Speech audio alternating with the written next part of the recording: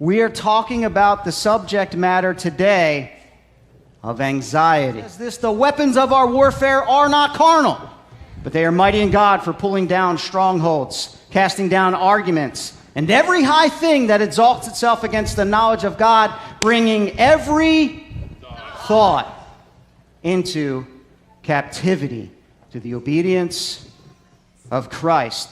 We're going to...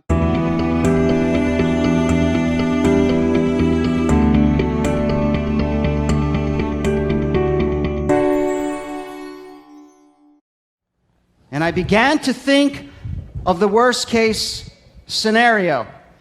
I'll say that again. I began to think of the worst case scenario, and what had happened was I had gotten an infection. It started with a thought, church. Became a high thing in my life.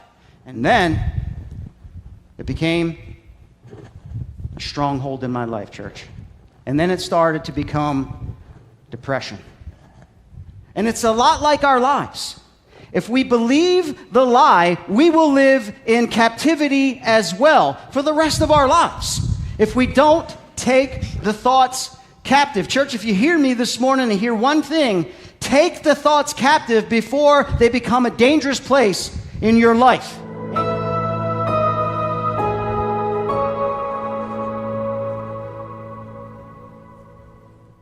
Church, would you do me a great honor and welcome to the stage our panel for our discussion time this morning. The first one is for Mitzi Brown, and she suffered from anxiety.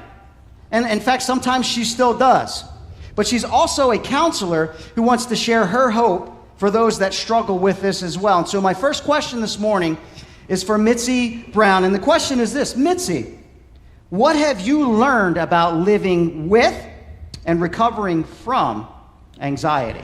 Well, I have, like Eddie was saying, personal and professional experience with anxiety. For many years, I struggled with agoraphobia. And my symptoms were being terrified, panicked, of standing in a line, of riding in an elevator, of crossing a bridge. I would be paralyzed with panic. There were times I ran from the grocery store line and hid in the bathroom. Faith, exercise, diet, relaxation, especially challenging thoughts and feelings. And for me, anyway, and I think for most people, challenging thoughts and feelings and exercise are game changers. Mm-hmm. Serious game changers. Pray about everything, and thank God for what he's already done, because anxiety wants us to focus on what's wrong or what we perceive to be wrong, right. And there's always something to be grateful for. So to think on things that are true, honorable, right, pure, lovely, and admirable, things that are excellent and worthy of praise, because anxiety tells you exactly the opposite. For those people that don't want to take medications, here's some good news. Exercise releases endorphins. Endorphins trigger the manufacture of serotonin, norepinephrine, and dopamine in your body. Those are the exact same three neurochemicals that medications make more available to your brain.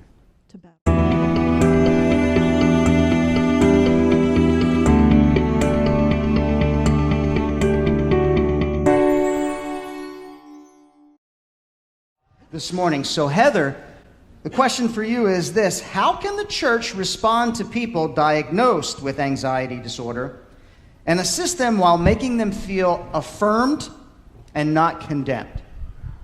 Thank you, Eddie. Mm-hmm. You're right, Mitzi, this is terrifying. I did fine the first service, and there's something about you guys that's more terrifying. So for me, panic triggers when I drive, and it's something that is so effortless for most people.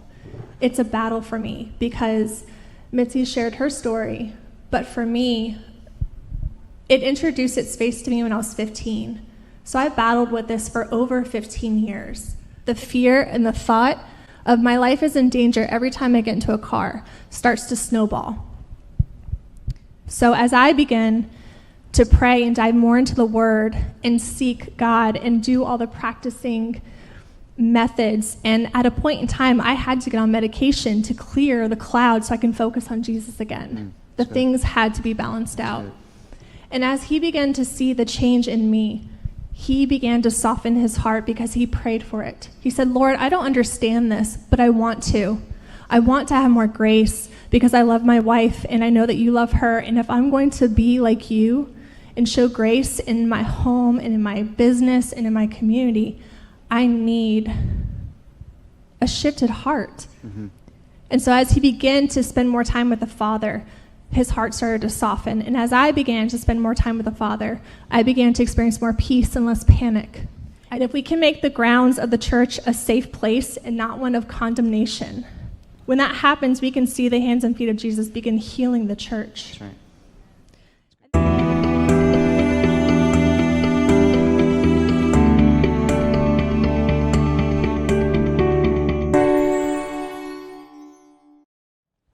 Thank you, Eddie. Again, a lot of you guys know me. Anytime I get on stage, tears flow. It's a reaction that I can't seem to control very well.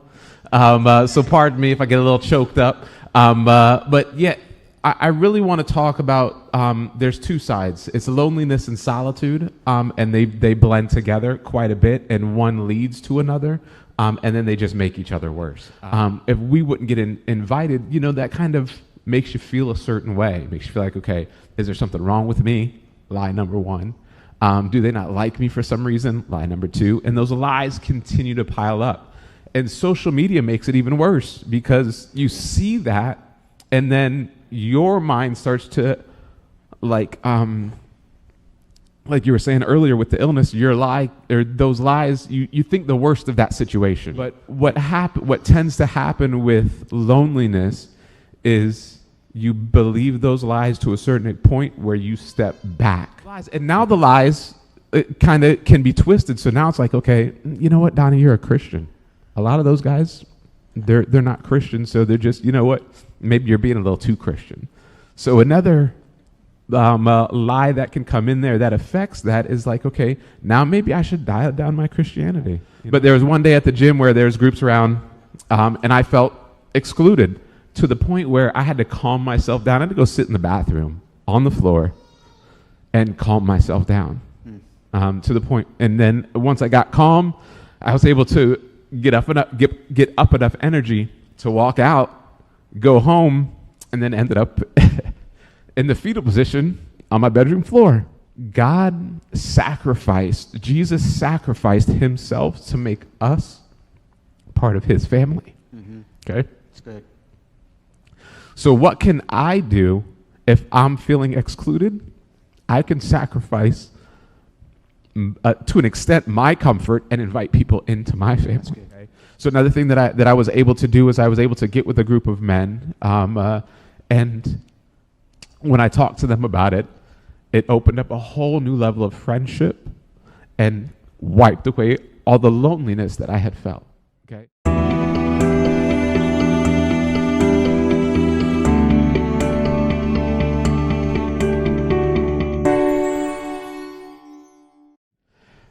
Jump in, volunteer, small groups, all those different things, lots of opportunities here at the church. And then my next note that I put in that I hesitate to say, but I'm still going to say it anyways, is bully yourself into groups. Okay? Sounds terrible.